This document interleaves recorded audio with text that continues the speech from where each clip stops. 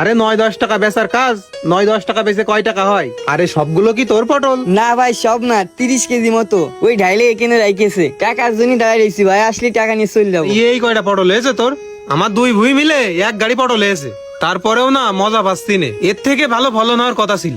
এ ভাই, 2 ভুঁই মিলে 1 গাড়ি পটল হয়েছে, তারপরেও তো এসছে ভালো পটল দরকার। তুই তো মেলা টাকায় বেশিছিস। কই মেলা টাকা? আর ওই 5-10 টাকা করে কি টাকা হইলো? আর আমার খরচ জানিস তুই?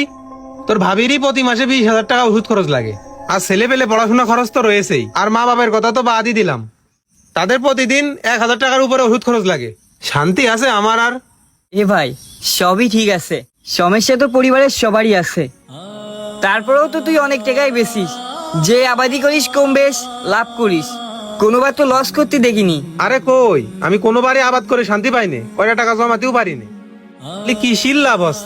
এ ভাই, একটা কথা কব, তুই যে সমস্যাগুলো দেখাইলি, এদের প্রতিটা মানুষের জীবনে এরকম এক একটা সমস্যা রয়েছে ফ্যামিলিগত ভাবে।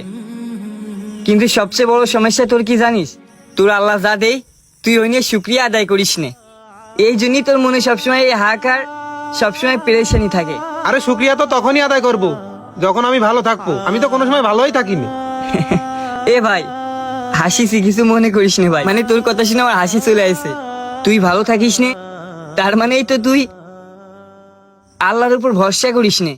যদি আল্লাহর উপর ভরসা করতিস, এই দেখ আমার 30-32 কেজি পটল হয়েছে, যা টাকা হবে দিনের দিন বাড়ির জনি বাজার করে মা বাপের ওষুধ পানি নিয়ে ছেলে পেলে হাতে দিয়ে শেষ, আবার পরের দিন কাজ করব।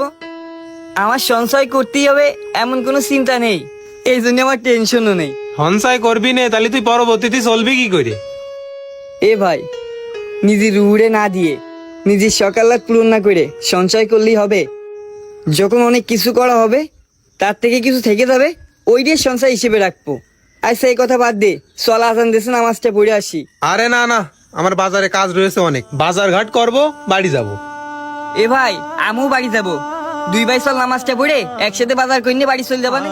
আরে না, আমার গায়ে মায় কাদা মাদা, নামাজ হবেন না, তুই যা। আচ্ছা ঠিক আছে ভাই, তাড়াতাড়ি আসছেন, হ্যাঁ?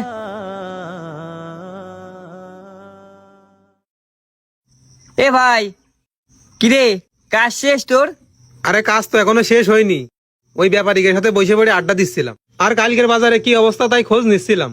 এ ভাই, আড্ডা দিচ্ছিলি? আমি যে তোরে নামাজ পড়তে দেখলাম, তুই কলি বাড়ি যাবি, আড্ডা দিয়ে কি লাভটা হয়েছে তুই ক? লাভ হয়নি মানে? কালকের বাজারে কিরাম দাম জাতি পারে ওইটা একটু জানিয়ে রাখলাম। আরে বলদ রে, কালকের বাজারে কি খবর এইটা জানতে যায়, একক তো নামাজ মিস দিয়ে দিলি, এটা কোনো কাজের মতো কাজ করলি?